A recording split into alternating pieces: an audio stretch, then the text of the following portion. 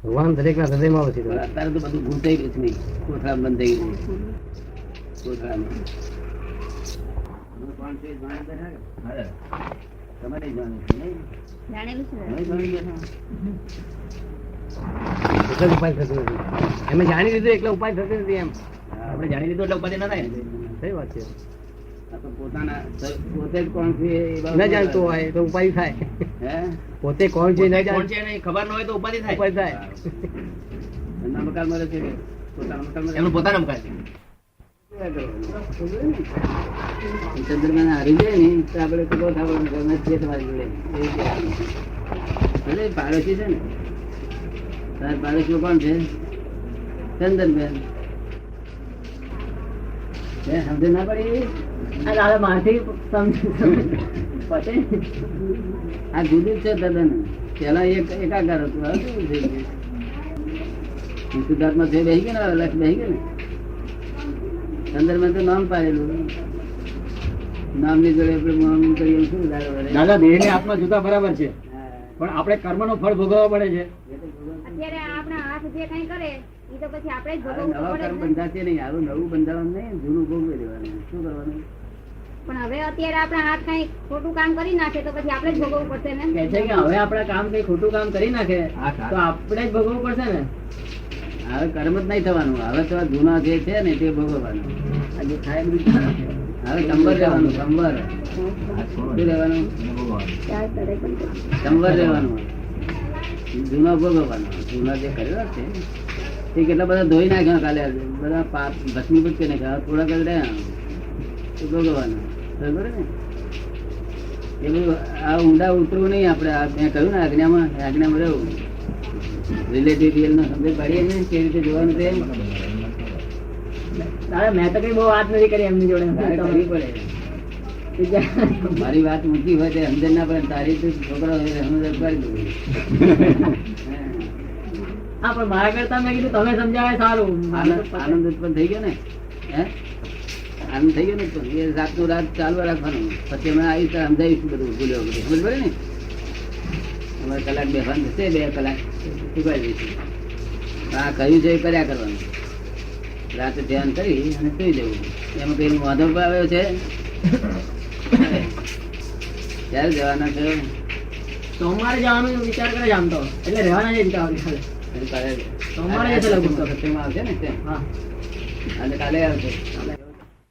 તફાવત હવે આપણે કર્મ કરીએ છીએ અત્યારે, હવે તમે આપણે માનીએ છીએ કે હવે આપણે કર્મ બંધાશે નહીં. અત્યારે એ વાત ને આપણે જોવાની કે કર્મ કરીએ છીએ તે બંધાય છે અને આ ભોગવવા પડે છે. એ વાત તો આપણે જોવાની, પણ કર્મ બંધાય નહીં એવો રસ્તો કયો? એમ મારી ભગવાન શું શોધ ભાઈ કર્મ જ કેવી રીતે બંધાય નહીં? તો આ જ્ઞાન અમે આપીએ સર, કર્મ બંધાતો અટકી શું થાય? બંધાતો અટકી ગયા પછી થઈ શું રહ્યું?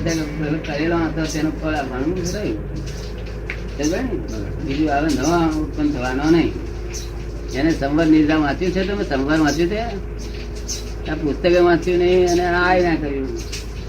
શું આપડે લાકડું હોય, આટલું જાડું લાકડું હોય, એમાં આટલો ભાગ બળેલો હોય ને આટલો કાચો હોય તો કોલસામાં નખાય કે લાકડામાં નખાય?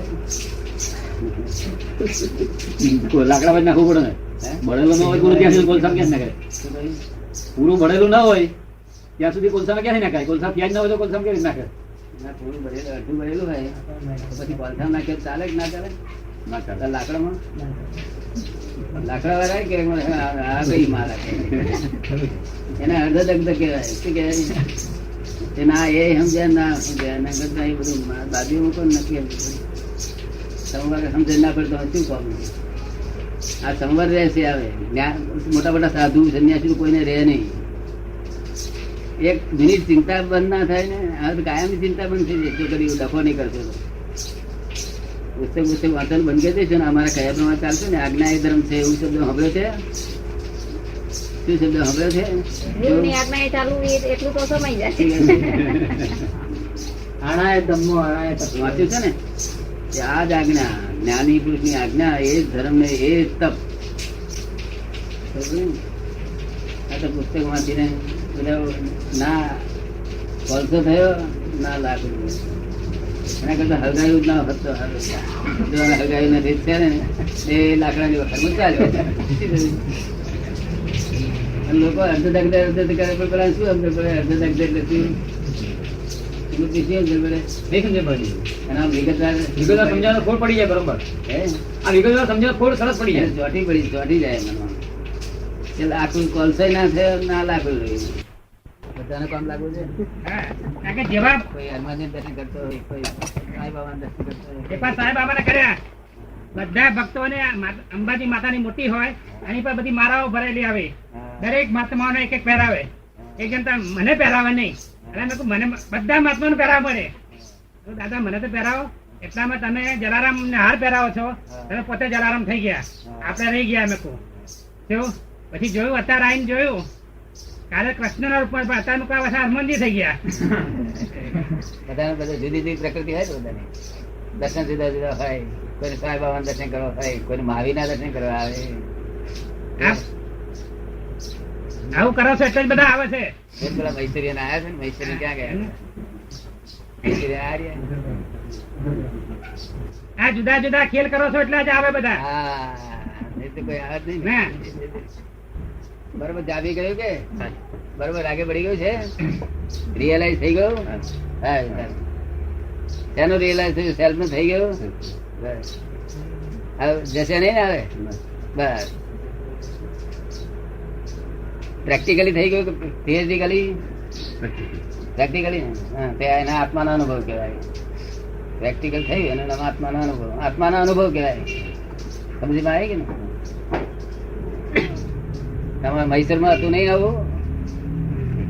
નહીં નહીં અહીંથી લઈ જશે તો મૈસૂર? હા, મૈસૂર એ પેલા પૂંજારી બે મૈસૂરી કે પૂંજારી લાગે. હવે જેટલો પુરુષાર્થ તમે કરો એટલો તમારે થાય એમ છે. પેલા પોતે જ પ્રકૃતિ હતા સ્થિર પુરુષાર્થ કરે છે. પરવશતા પ્રકૃતિ એટલે સમજ પડે ને?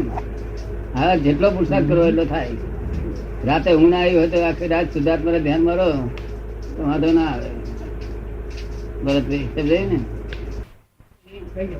એટલે સેલ્ફ નું રિયલાઇઝ હાજર થાય નહીં તો હાજર થાય અને પછી ભૂલાય નહીં. એક સેકન્ડ ભૂલાય નહીં. એક સેકન્ડ ના ભૂલાય. નિરંતર રહે. અમે કહીએ કે અમારે તો મોકલી આપ, પછી શંકા ના કરે તો વાંધો ના આવે. પણ શંકા થઈ પાછી જતી રહે. હવે શંકા નહીં કરીએ તારે. હવે ધકેલીશું જે આવે. હા, બસ જે ચાલો આવે મોકલી દે. ગાડું ભરી મોકલો બધા અહીંયા આગળ. ગોટુ દાદા અહીં કહી દઉં છું. ગોટુ દાદા અહીં નહીં કહી. શું કહ્યું? હા, હા. આપડે આવે શા માટે ઉપાડી રહી વગર કંપની? તમારે બધા જોખમદારી છે નહીં આવે. ગોટુ દાદા કહે અહીં શું જ કહે. બરાબર. બધો ટેક્સ તો ભરી દે જ કે. પણ દાદા કહે છે કે અહીં શું છે? જ્યાં જવાની હોય તો તમે પાછા ઉસ્તાદ છો. જોવાનો છો કે અહીં આવવાનું નથી. આવે આવે હા. આવે તો અહીં બેહાડીએ અને ખુશ હા. કરીએ. પણ તમે સમજાવીને કાઢો ને. એને ખુશ કરીએ બસ. રજા કરીએ. જો પોતે શુદ્ધાત્મા શરૂ કરે એટલે દુઃખ નું વર્તે નહીં, સમાધિ રૂપે વર્તે. તમારે કેટલા વખત સમાધિ રહેશે એ તમે મને કહી દેજો કે મને આવું થયું એવું કેજો. શું થયું? તમને લાગે કે ક્રોધ થયો છે એવું લાગે તો મને કેવું કે મને ક્રોધ થયો છે, પછી હું સમજણ પાડીશ કે આ ક્રોધ નથી, આ ફલાણું છે. તમે સમજો ને? જે પહેલા તો ક્રોધ જ થતો હતો. ગઈકાલ જ્ઞાન આપતા પહેલા તો ક્રોધ જ થતો હતો, પણ હવે ક્રોધ થાય નહીં, ઉગ્રતા થાય. ઉગ્રતા ખબર ને? ક્રોધ ને એ બધી વસ્તુ જુદી છે. તમને નહીં થવાનો બિલકુલ. અને જે થાય તો બરાબર એમ કહી દેજો. ખબર પડે ને? એ ખરેખર ક્રોધ નથી. હું તમને સમજાવીશ. જે થાય તે કહી જવું એટલે એનું ગાડી ના આમાં દાવો મળવો જોઈએ. શું કહ્યું? તો જ્ઞાની છે તમે સમજો ને? સાયન્સ વિજ્ઞાન એટલે વિજ્ઞાન. વિજ્ઞાન માં કશું ફેર પડતો નથી. અમે તમને આજ્ઞા આપી હોય ને તેમાં જો તમે ઊંધું ચલાવો તો વખત ફેર થઈ જાય. આજ્ઞામાં ઊંધું ચલાવો ઓછી પડાય તેનો વાંધો નથી. ઊંધું ચલાવો તો વિરુદ્ધ ચાલો ત્યારે વાંધો. ઓછી પડાય તો ઉદાહરણ કહું, તમારે ગજું જ નહીં. કારણ કે બધા આજ્ઞા ના રહે ને બેહોશી માં થઈ જાય ક્રોધ. શું છે? આજ્ઞા ના રહે ને બેહોશી માં થઈ જાય. બેહોશી માં નથી. બેહોશી તો થઈ જાય. માણસ નું ગજું નહીં એટલું બધું. શું કહ્યું? તમને ઉદય આવે તો બેહોશ થઈ જાય ને માણસ. એ અજાગ્રત કહેવાય.